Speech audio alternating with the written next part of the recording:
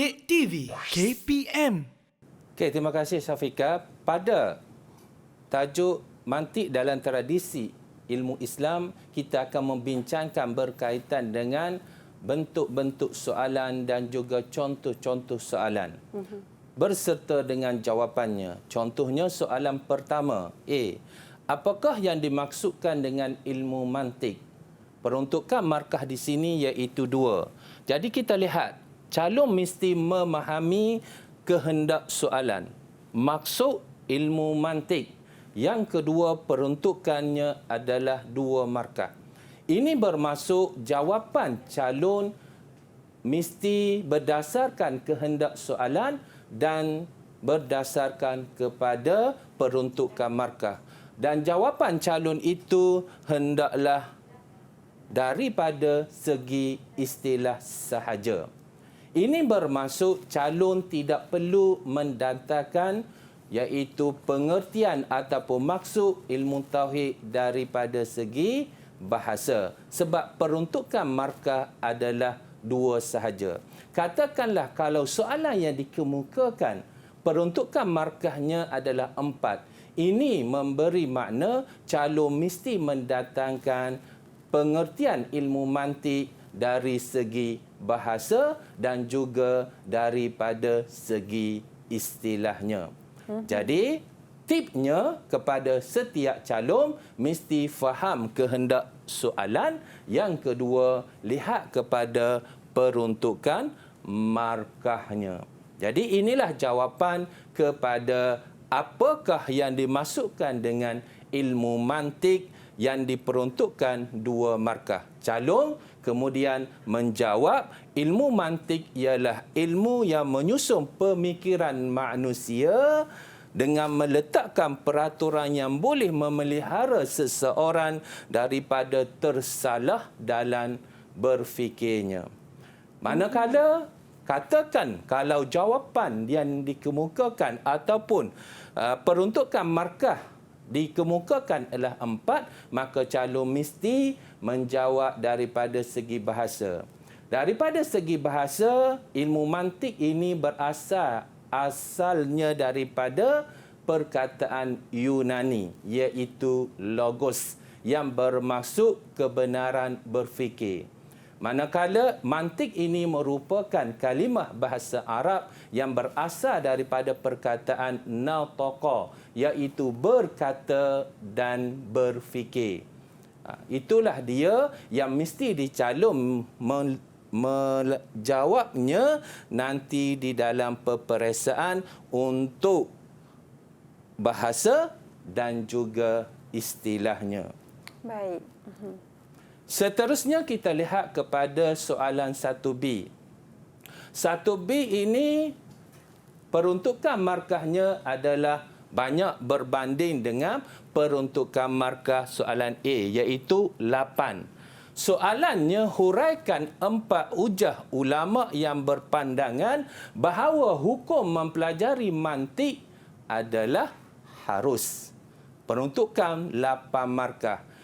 Calon mesti mendatangkan 4 hujah ulama yang menyatakan bahawa ilmu mantik ialah hukumnya harus. Jawapan di sini iaitu mesti 4 perenggan. Setiap satu jawapan berserta dengan huraian dalam 1 perenggan. Manakala jawapan dan isi yang kedua di dalam perenggan yang kedua dan isi yang ketiga berserta dengan huraian di dalam perenggan yang keempat, dan jawapan dan isi yang keempat mesti berada di perenggan yang keempat. Kita lihat kepada kehendak soalan 4 hujah. Ini bermaksud calon mesti mendatangkan 4 perenggan untuk membolehkan mereka mendapat markah yang penuhnya. Seterusnya kita pergi kepada soalan C.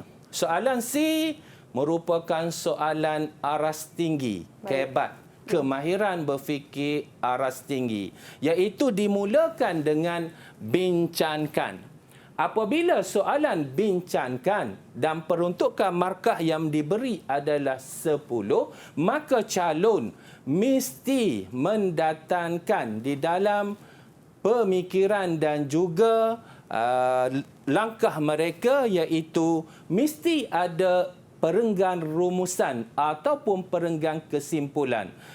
Isi yang pertama dengan huraian dalam perenggan yang pertama, isi yang kedua dengan huraian dalam perenggan yang kedua, isi yang ketiga bersama dengan huraian di dalam perenggan yang ketiga, isi yang keempat bersama dengan huraiannya dalam perenggan yang keempat, dan yang akhir perenggan yang kelima, pelajar mesti mendatangkan rumusan atau kesimpulan daripada keseluruhan jawapan. Ini bermaksud untuk soalan bincangkan sahaja, pelajar mesti mendatangkan rumusan ataupun pendapat mereka berdasarkan daripada keseluruhan jawapan tersebutnya. Maknanya Ustaz, dia kena ada jawapan, kan? Contoh 8 markah, satu jawapan, huraian dia. Ya. Jadi Ustaz, mungkin pelajar-pelajar nak tahu jugalah, kalau selalunya dalam satu perenggan tu, berapa baris yang perlu kita tulis lah Ustaz? Panjang ke huraian dia ke, ataupun sikit je pun tak apa? Okey, soalan yang cantik. Untuk makluman pelajar semua, untuk mendapatkan jawapan yang terbaik sebagaimana soalan yang ditanya oleh Syafiqah itu tadi, isi mestilah berada di baris yang pertama. Isi mestilah berada di baris pertama, manakala huraian berada di baris kedua, ketiga dan keempat. Ini bermaksud untuk mendapatkan jawapan yang terbaik, iaitu mestilah 4 baris.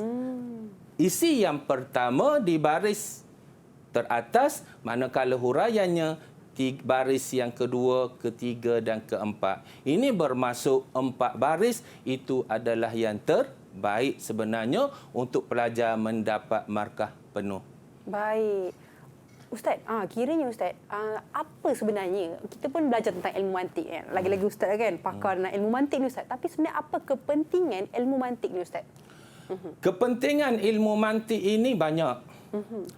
Merangkumi banyak bidang, termasuk bidang usuluddin, bidang usul fiqh, bidang iaitu kejuruteraan dan sebagainya. Bidang falsafah. Antaranya, kepentingan belajar ilmu mantik ini untuk memberi kepada ahli falsafah itu kemahiran berhujah ataupun kemahiran berdebat. Yang kedua, dalam bidang usuluddin, iaitu melalui hujah yang dikemukakan oleh ahli mantik ini menjadi hujah yang terkuat ataupun hujah yang paling kuat untuk mengetahui kewujudan Allah Subhanahu wa taala. Manakala ilmu mantik ini juga penting supaya tidak ada ralak dan falasi di dalam membincangkan ilmu mantiknya.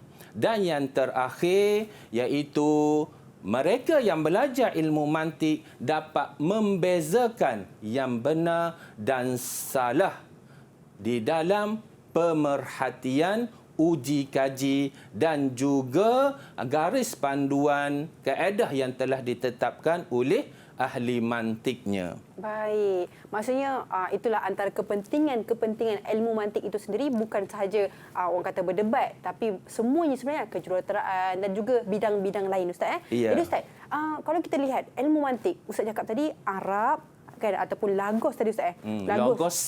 Logos daripada perkataan Yunani. Logos daripada perkataan Yunani. Maksudnya sejarahnya, asalnya bagaimana Ustaz? Sejarah kewujudan ilmu mantik ini iaitu di zaman Yunani, apabila wujudnya ahli-ahli falsafah seperti Aristotle, seperti Socrates. Mereka lah yang menjadi pengasas dan juga merupakan yang menyusun ilmu mantik. Kemudian buku-buku dan hasil karya mereka telah pun dibawa ke zaman Islam, diterjemahkan di zaman di zaman Khalifah Harun Ar-Rasyid melalui perkembangan ilmu daripada ilmu iaitu dengan namanya logos ditukarkan kepada ilmu mantik. Didik TV KPM